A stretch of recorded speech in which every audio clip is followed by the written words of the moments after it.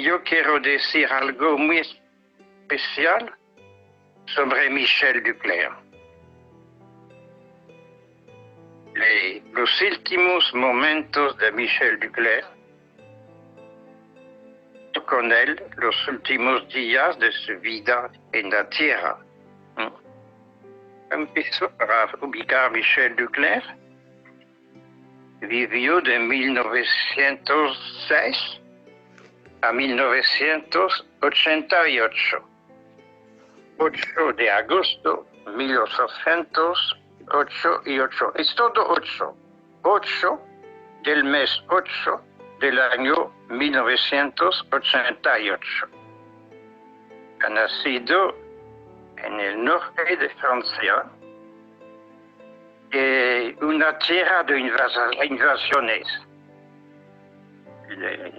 Toda esta región fue muy destruida a la Primera Guerra Mundial y siguió a la Segunda. Ha nacido en una tierra durante con temperamento fuerte. Uno de los fundadores del protestantismo, Calvino, nació aquí y después tomó el poder en Génova. Y fue ordenado sacerdote en 1932. Durante la Segunda Guerra Mundial, la mitad de Francia era ocupada, la otra oficialmente no, en realidad sí. Se fue en esta región, acompañó la REC de estudiantes futuras maestras. En 1942, con ellas, han nacido los equipos docentes. Yo lo conocí a través de después de mi región, a través de una maestra muy sencilla, tímida, pero terca al mismo tiempo, de un pueblo vecino, Mónica se llamaba. Toda la vida nos hemos apreciado mucho. Y nació así ese movimiento de maestros cristianos de la escuela pública. No siempre bien vistos por los colegas porque éramos la escuela laica y decían que no podíamos, si éramos cristianos, respetar la laicidad. Hemos probado el contrario. Y a veces mal visto de la iglesia que decía que para un católico la escuela es la escuela católica. Acompañó desde 46 Elena Prouet, se quedó toda su vida al servicio del movimiento nacional y después internacional. Y yo fui permanente de los equipos docentes entre 1940 y 50. Después me fui al seminario, pero siempre en los equipos docentes. Michel Duclerc desarrolló no solo el movimiento de laicos, los equipos en Francia, y hubo hasta 300 equipos en Francia. Me ha bajado mucho ahora. En 1962 hubo el Concilio Vaticano II. Michel Duclerc había dejado el asesoramiento y buscaba su camino. Tenía experiencia de la internacional, se había ido en África del Norte, Marruecos, Algeria, etc. En el concilio, Michel se invitó para ver, para escuchar, para tomar contactos y se invitó y ha conocido, fue seducido por los obispos de América Latina, que ustedes conocen también, he olvido siempre el momento que el cardinal Ars, los obispos de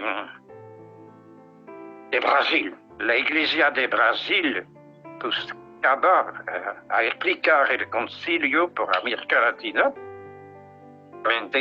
El de Acamara buscaba el segundo nombre, no solamente los de Brasil. Y a través de ellos, Michel vino en América Latina, se estudió el español a los 50.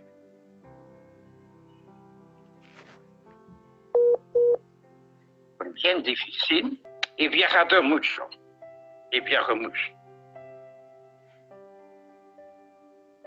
Y hubo un momento que ha tenido el Parkinson y siguiendo viajando, pero no pudo a un cierto momento. Su último viaje fue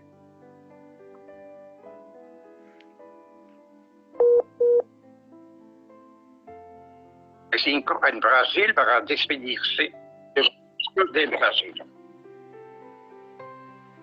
Ha tenido ese Parkinson muy cruel. Los últimos años no podía hablar y no podía escribir, estaba preso. Pero al mismo tiempo era consciente que barraba. Un amigo, el padre Matías, que conocen algunos, se fue a París para estudiar 6 meses y visitaba a Michel y me dijo: Michel tiene suficiente lucidez para ver que pierde lucidez. Yo, en 1988, he ido a París. Y Elena, la secretaria de Michel, había ido a un encuentro asiático en Turquía. Y yo estaba al lado de Michel, muy disminuido, muy sufrido. En India, en Australia. El 6 de agosto, cada día hablaba con Michel. ¿Usted quiere que celebre la misa? ¿Usted quiere que diga leer los textos de hoy? Y a veces no me respondía. Tenía un pañuelo encima de su cabeza. Respondía o no respondía. Pero el 6 de agosto de 1988 es la transfiguración del Señor. Y le he dicho: ¿usted quiere escuchar el texto de la transfiguración? Inclinó la cabeza, lo que significa sí. He leído el texto. Le he dicho: usted será transfigurado. Inclinó la cabeza y quería decir sí. Y después le he dicho: usted ya está transfigurado a través de todos los maestros del mundo entero que usted ha puesto de pie. Él inclinó la cabeza, lo que significaba sí. Ese día me emocionó mucho y permanece siempre con un recuerdo muy grande. El 7, no me acuerdo qué pasó. El 8 a la mañana, una enfermera que vino para hablarlo me dijo: este hombre está muriendo. No me daba cuenta. Y le he dicho a Michel: por fin, usted va a ver, usted va a saber.